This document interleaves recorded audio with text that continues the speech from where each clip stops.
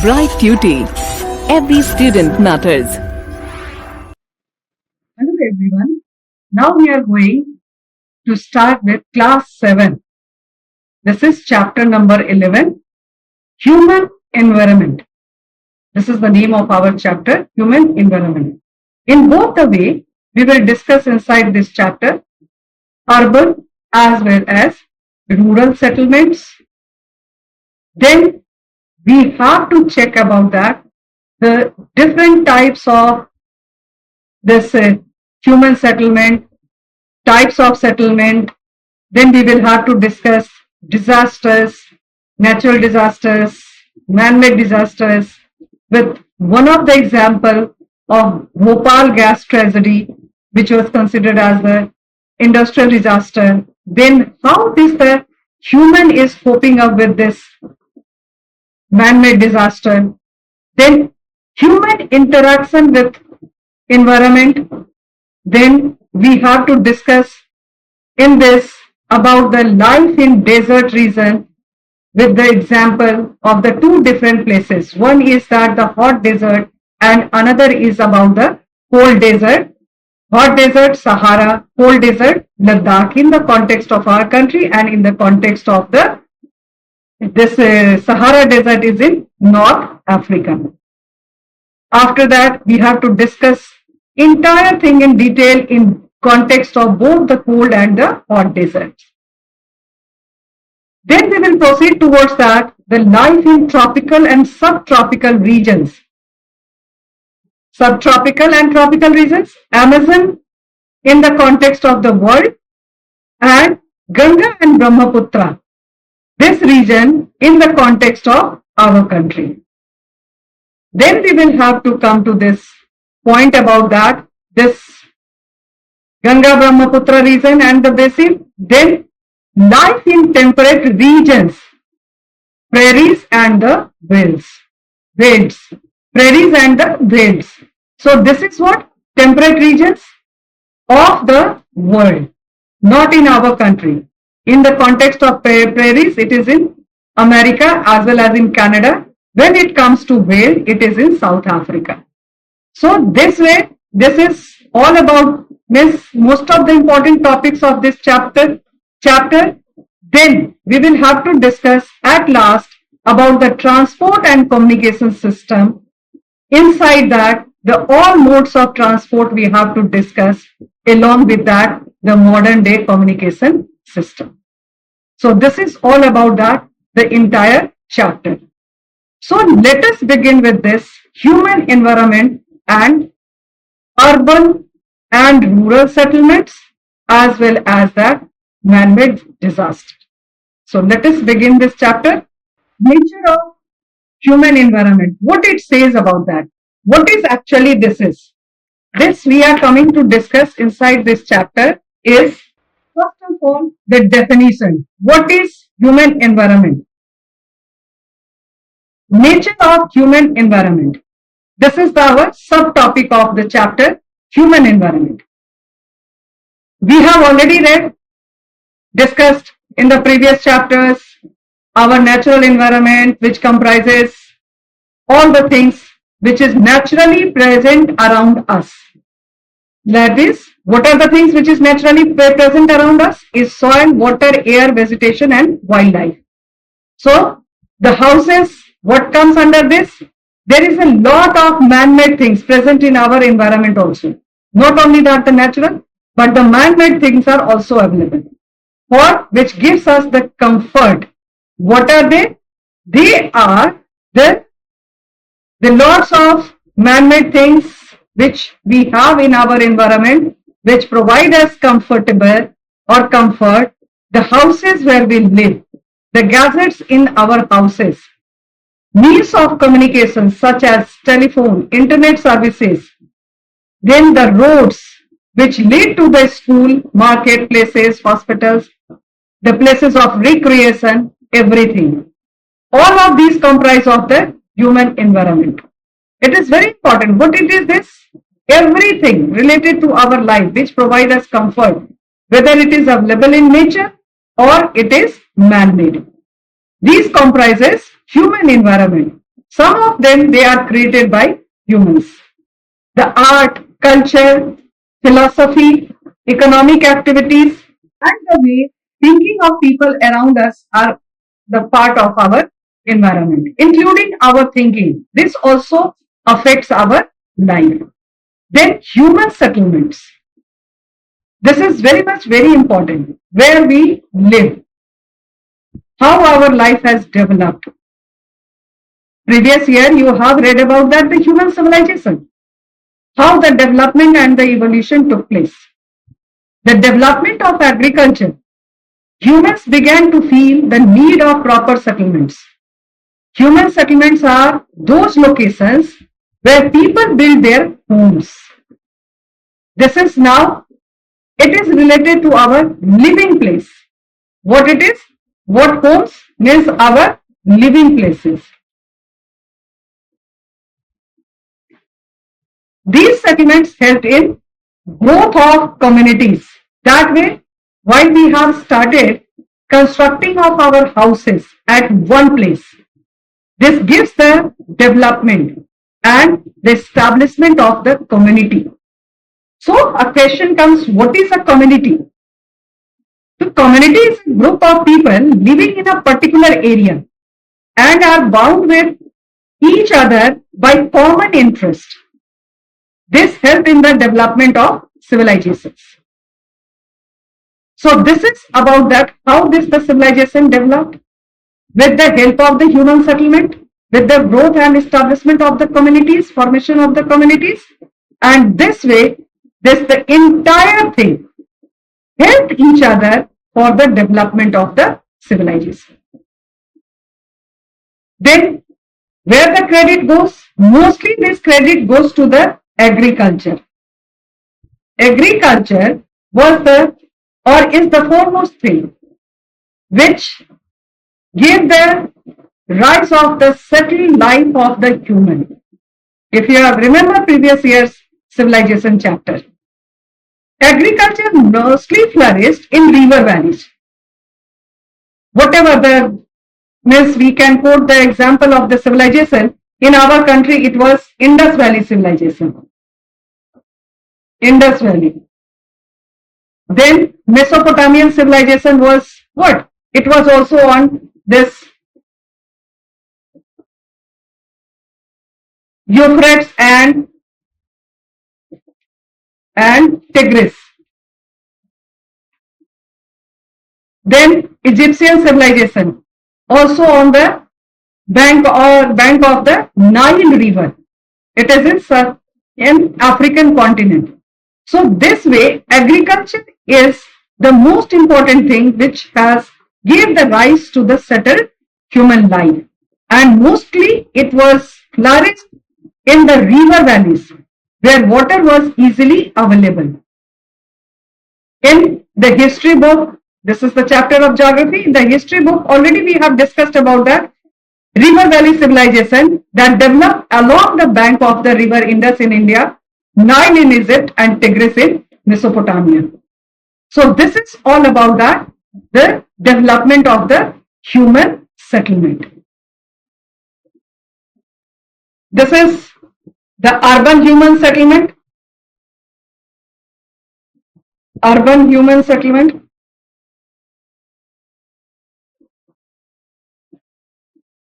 And the next one is the rural.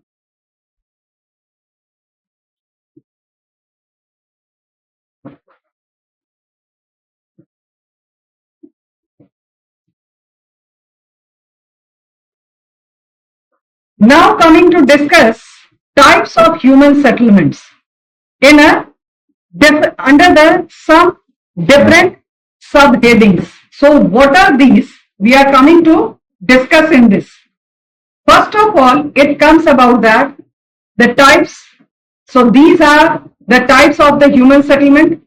First of all, it is given about that the temporary settlement. So what does this temporary settlement says, and what is the importance of the human settlement? Given very means in a simple language, even in the textbooks also. A human settlement means a single home on top of a hill, city bustling with humans.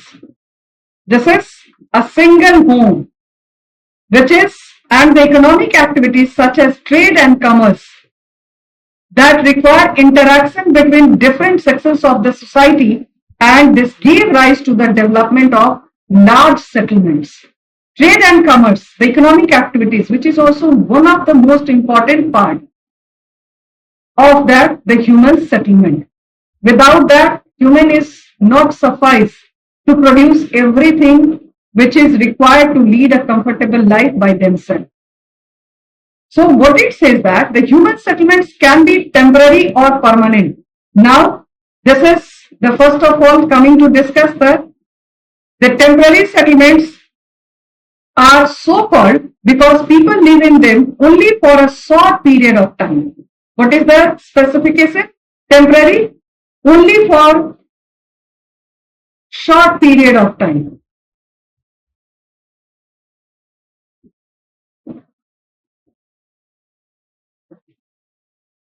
Then these temporary settlements can be seen in the forest. What are the examples where it can be seen? It can be seen in forests. Then the next it is about the deserts, where the life is very tough to stay for a very long period of time. And then it is given about the refugee camps.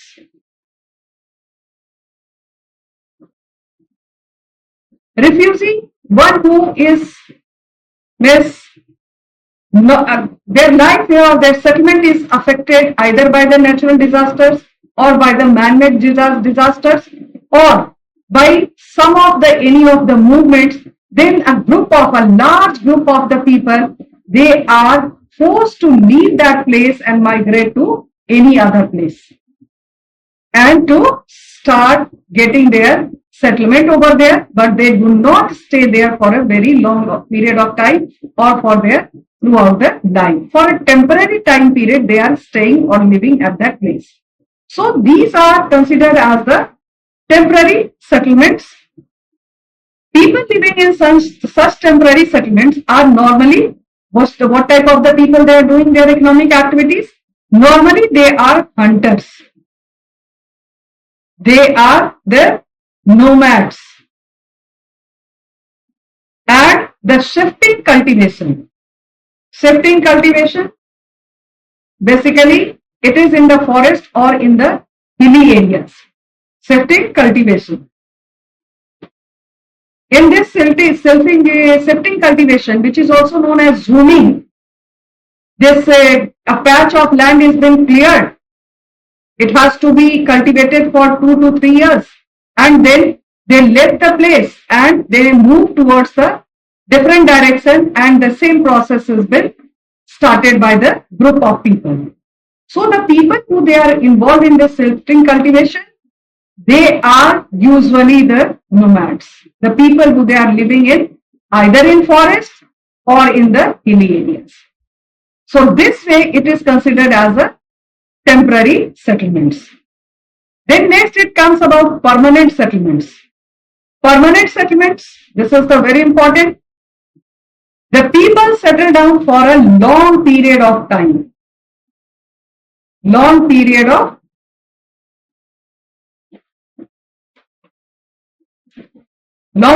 time. This is the most of the permanent settlement meet all the requirements which is necessary for survival. This is the special feature or specification with this permanent settlement. They stay at one place for a very long period of time, and the two basic types where all the, not only that to stay for a very long period of time, but they have all the requirements which is necessary to lead a life is available over there. Then the two basic types of permanent settlements are the rural and urban. Now, just now in the previous slide, I showed you that the two different pictures, the two different images. One is this, the urban settlement, and another is the rural settlements. So now it is of the two types. One is urban, towns and cities.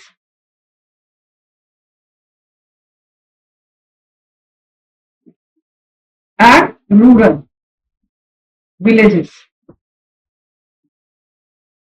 So these two types of the settlements can be there. The settlements are distinguished as rural or urban on the basis of size of population, occupational structure of people, public utility services available, and the administration. All these are the important points for the development, or we can categorize them as a urban human settlements or rural human settlements. Depends upon that the facilities which are, first of all, the size of population, the number of population, then occupational structure, which type of the occupation is in which the people they are involved. Then it comes about that the public utility services, according to the population, what the services are being provided, as well as the administration of the area. Then it is categorized, this permanent settlements is categorized as urban or rural. Then it comes about that our villages are examples of the rural settlement. This comes under this. Villages are the examples of the rural settlement, and the cities are considered as the urban. So this is about that. This is the cities actually. So what is this? The most of the people living in rural settlement are engaged in activities like what they are doing, agriculture. Then what it is that other than agriculture, or the primary activity actually. Then after agriculture, fishing is there, animal husbandry,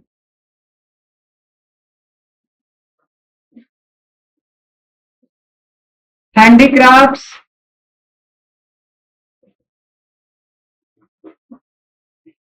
these are the activities done by the people in the rural settlement. The houses in rural settlements are different from the urban settlement. Just we have seen in the previous slide, the construction of the houses, they are completely different. These are the independent houses and these are the multi-story houses. So this way the differences are there. Then most of the houses are built of materials that are easily available in the locality. Whatever this the brick, mud and the thatched roofs, most of them, or whatever this that the clay tiles is there also been used to construct the houses in the rural area. Then in urban areas, houses may comprise of the tall concrete buildings. What they have? The tall concrete buildings.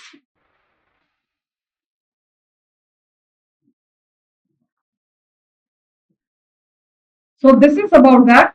The tall concrete buildings are there, and this is considered as the urban settlement, and naturally they have the different types of the occupational structure is completely different in comparison to the villages. Then coming to discuss about that, this man-made disaster. This comes under the heading of man-made disaster. What is man-made disaster?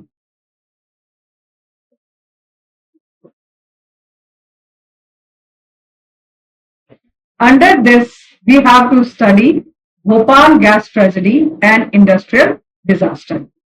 Man-made disaster in a simple way.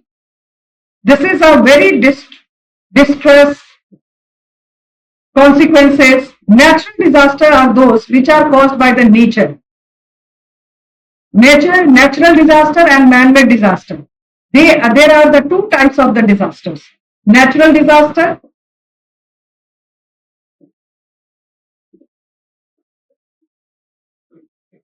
this is what? Earthquake,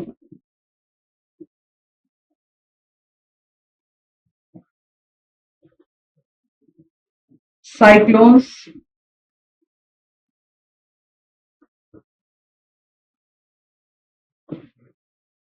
tsunami, etc. So natural disaster is like earthquake, cyclone, tsunami, is then many other things happens like that. Due to that, this are considered naturally it happens. Their occurrence is by the nature or the natural occurrence. Man is not involved directly in this disaster. So it is considered as natural disaster. Then it comes about that the man-made disaster. Man-made disasters are most common in urban settlements. Urban settlement is responsible for the man-made disaster. Why it is so? Because of that, the industries. Why it is? Because of that, the industries. First example, and the first, we can say that due to the industries, the pollution comes out, then it is vehicles, which produces lots of that, the pollutants or the polluted gas in the environment, even though the human population is also high in urban areas or in the urban settlements. When we compare it with that, the village or the rural population. So that is also one of the factors which lead to the man-made disaster, which creates lots of problem and the pollution to the environment. So here in this chapter, we have to discuss about our focus is on that, the man-made disaster. In this one example is quoted about that Bhopal gas tragedy. What was it? This is Bhopal gas tragedy is also known as the Bhopal disaster. The other name of this is the Bhopal disaster. It was a gas leak incident in our country and considered the world's worst industrial disaster. This is the gas leakage was there in this from the factory and it is considered as the world's worst industrial disaster. It occurred, then a little bit that the introduction is there, where it is and how it happened and when it happened. So coming to explain about that, it occurred on the night of 2nd or 3rd December 1984 at the Union Carbide India Limited, UCIL. This is where it happened. It happened in UCIL. This is an abbreviative term. So what is this UCIL? Union Carbide India Limited. It is a pesticide plant in Bhopal. And Bhopal is the capital city of Madhya Pradesh. Over 5 lakh people were exposed to methyl isocyanate gas, MIC. M for methyl, I for isocyanate. And this is the methyl isocyanate gas, ISOCYANATE. This is the short form of MIC. And then what happened? The toxic substances made its way into and around the shanty towns located near the plant. Small town, and we can say that this small settlement was developed surroundings of the industries, this UCIL.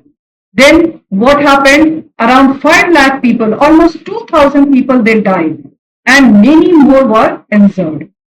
Even though the cattle, pigs, etc. lost their lives in this tragic disaster. So this was the output and the result of that, the leakage of the gas in the midnight of the 2nd and 3rd of December 1984. In Union Carbide India Limited is the name of the industries, and the gas which came out from that, the gas which leaked from this industry was methyl isocyanate. What is the name? MIC. Methyl isocyanate. So this is the name of the gas, and this way this is considered as the world's worst industrial disaster due to the loss of the life. and even though the animals also. Then it comes about that the precautionary measures. Coping with man-made disasters. How can we cope up? Do's and don'ts. So first of all, coming to discuss, everything is very clearly and in a simple way it is given in your textbook also. Contact emergency numbers. We must have to prepare a list wherever we settle. It is not necessary only that in the industrial area, anywhere, wherever we are, how to protect ourselves. So first of all, contact emergency numbers. Help the injured and the needy people. Try to move out at safe place. At major level, the use of land should be planned properly so that the disaster can be prevented. And the last one is that avoid risk zones, not to get settled down in the risk zone, the area which is already declared as the disaster prone area. So then it is known as the avoid risk zones, not to stay, not to live for a very long time period in those areas. Then it comes about that don'ts. Do not panic. If suppose you stuck somewhere, either with the man-made or with the natural disaster. First of all, do not panic. Do not stay near the chemical industries. Do not build houses in risk-prone areas. Avoid risk zones. It is the do's made. Also, it is given over there. Then do not cut forest fire, the forest and the pollute the environment. So, do not cut the forest, which prevents us from the natural disasters. Fire the forest, even though do not try to burn the forest and pollute the environment. So these are the things which we can plan and we can implement and we can proceed with this don'ts. So these are the very important things which we must have to do in our life. Then it comes about that fact find. Very interesting it is. To reduce the impact of natural disasters, the United Nations, it's an international organization, recently launched a program called the IDNRDA, Yokohama Strategy. At the IDNDR conference held in Yokohama, it is in Japan in 1994, and some of the guidelines has been introduced as a natural disaster prevention, preparedness and mitigation. The decade 1999 to 2010 was declared as International Decade for Natural Disaster Reduction, IDNDR. This is the full form of IDNDR, which is introduced by United Nations and to work on the preventive methods. The precautionary measures is been suggested. So this is the fact file about that. They don't how to protect ourselves from the disaster in both the way, natural as well as the man-made. This is the picture of the Bhopal gas tragedy which occurred on 2nd and 3rd December 1984. Now, human environment and the interaction. Our interaction with the human environment, with our environment. So the interaction, this is very closely. What we find, human environment is very closely knit with the natural environment. Our environment is what? Natural environment. What it is? It is a natural environment.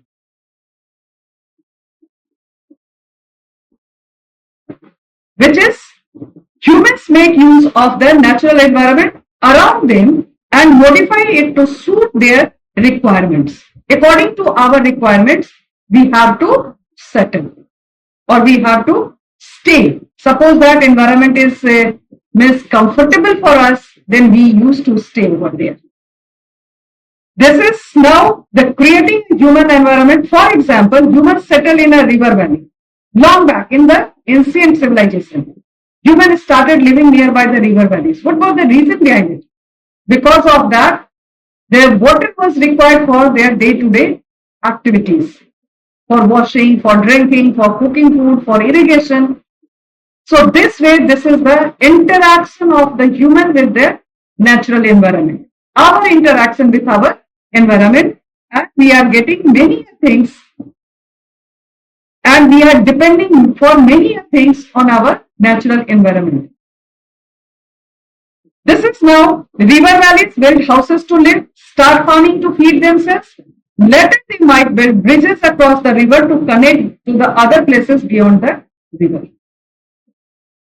So this way the requirement leads to the development. First of all, humans started living on the bank of the rivers. Then they have started using irrigation, cultivation, then day-to-day activities, and gradually they have started using as a mode of transport. In the boats, in the ship, and gradually they have started building the bridges on the rivers. So this is all the development. The interaction, now it comes about that, what is actually the human environment? The interaction between human and natural environment will be different in different environmental settings. Now, what is the difference? Life in hilly terrain. Why it is different? In different settlements or in the different environmental settings? Because life in hilly terrain different from the life in a river valley or a coastal area or a desert. We cannot compare from the plains to the hills and hills to the desert. So this is what it says, the plains cannot be compared with the hills. Then it cannot be compared with the what? Deserts. Such things are not being compared. So what it says that this is now, it depends upon how humans create a human environment around their natural environment. Now the human involvement in the creation of that, the human environment around the natural environment.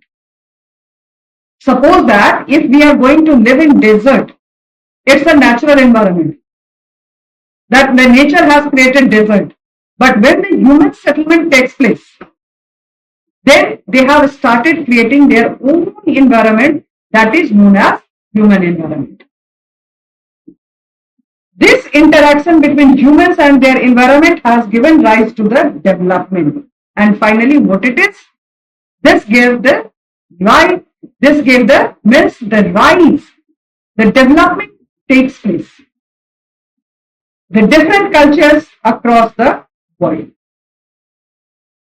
Whatever the natural environment is there, human starts living in that environment, and gradually, to lead a comfortable life, they have started creating their human environment by fulfilling their all the needs and the requirements. And according to that, they develop, they create the human environment.